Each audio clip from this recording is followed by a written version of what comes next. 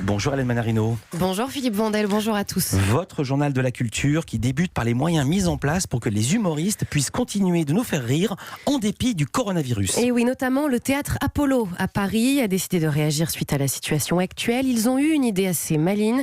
Dès cette semaine, vous allez pouvoir regarder des one-man shows en direct de chez vous, en live streaming. Donc pour 7 €, les salles de spectacle ont été équipées de caméras. Ils ont proposé à tous les humoristes programmés de venir jouer dans le théâtre. Vous allez donc sur le site internet, onglet streaming, vous achetez votre billet, vous recevez un lien pour vous connecter. La recette sera partagée entre l'artiste et les frais techniques engagés par le théâtre. Philippe Delmas, producteur et directeur de l'Apollo, a déclaré « On fait vraiment ça pour les artistes, c'est important qu'ils puissent continuer à s'exprimer sur scène ». Une initiative similaire a été mise en place à New York au Met, comme on dit, le Metropolitan Opera. Et oui, un opéra chez soi, Philippe. C'est bien ça, Pourquoi pas, suite à l'épidémie qui empêche donc les spectateurs de se rendre dans les lieux culturels. Le prestigieux Metropolitan Opera a décidé de diffuser gratuitement ses plus belles productions à partir de ce soir. Le premier opéra mis en ligne sera Carmen de Bizet à 19h30. Il sera disponible pendant 20 heures. En France, vous pourrez le visionner dès minuit et demi, mardi et jusqu'à 20h30. Et le programme des diffusions jusqu'à dimanche prochain a été détaillé. Mardi, la Bohème de Puccini. Mercredi, Verdi avec Le Trouvère. La Traviata. Jeudi et vendredi, La Fille du Régiment de Donizetti. Un opéra de 2008 avec Nathalie Dessay.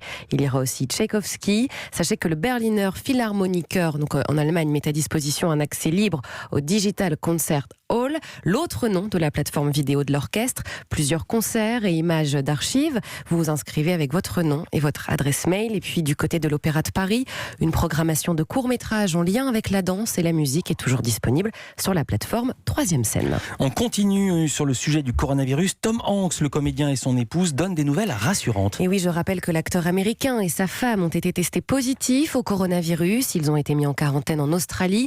Tom Hanks était en tournage là-bas pour le biopic d'Elvis Presley. Alors ils ont décidé de rassurer leurs fans. Ils ont posté un selfie avec ce texte. Nous sommes isolés, nous ne pouvons pas le transmettre. Nous vivons au jour le jour.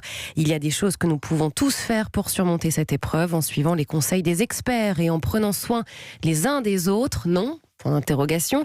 Rappelez-vous que malgré les événements actuels, il n'y a pas de larmes au baseball. Alors cette réplique, c'est un petit clin d'œil au film de 1992, une équipe hors du commun dans lequel il incarne un coach de baseball. Il fallait la voir celle-là, bravo. Mais Tom Hanks, il fait des petits clins d'œil souvent comme ça. Alors son épouse Rita Wilson, quant à elle, a déclaré « Nous sommes reconnaissants pour vos prières, votre amour et votre soutien ».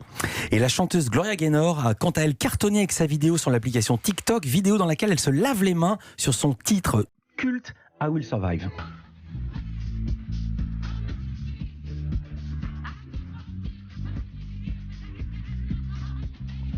Gloria Gaynor a décidé de rappeler les règles sanitaires en chanson. Elle montre tout simplement l'importance de se laver les mains pendant plus de 20 secondes pour limiter la propagation du coronavirus en chantant donc son titre I Will Survive. Cette vidéo, l'artiste de 70 ans l'a postée sur TikTok. Vous savez, cette plateforme, application qui cartonne. Je vous invite vraiment à aller voir. Elle est extrêmement drôle. Vous voyez Gloria Gaynor face à son miroir qui nous montre donc tous les gestes d'hygiène, bonne humeur assurée. Et avec cette vidéo, elle a lancé surtout le hashtag I Will Survive Challenge. Le défi donc, écoutez bien, vous écoutez cette chanson et vous vous lavez les mains, tout simplement. La vidéo a connu un buzz mondial. Et puis on termine, on reste dans la musique avec une info plus légère. On quitte les infos liées au coronavirus et on part du côté d'un spectacle sur les années 2000.